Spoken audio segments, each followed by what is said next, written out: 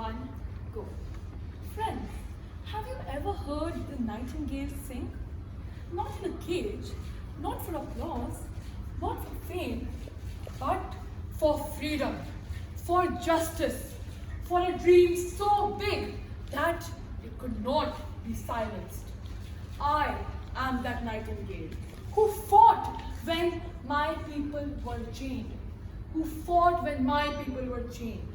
I stood amongst giants, Gandhi, Naidu, and men of fame. I was a sister, a comrade, a part of the fight, where my words were my sword and my courage, my life. When the world told me to be silent, I did not stay quiet. I answered with a song, the song of a woman who believed India was destined to bloom again.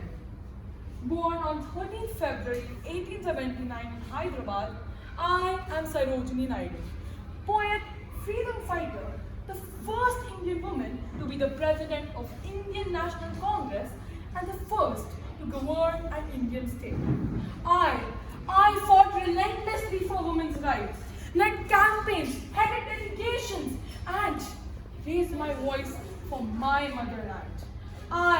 I challenged the unfair laws of 1919 Government of India Act, and I inspired countless women to seek education, justice, and dignity. My poems, The Bangle Sellers and In the Bazaars of Hyderabad, portrays the soul of India. Today, my words live not in books, but in the heartbeat of this nation.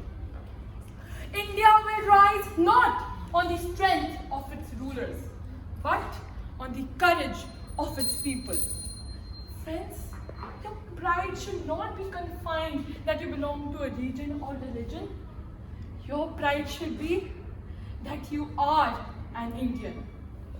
So, the next time you hear the nightingale's voice floating through the stillness of dawn, remember, she once sang, not for fame, but for a nation's dream. And her song, my song, still soars in the heart of every Indian who dares to dream.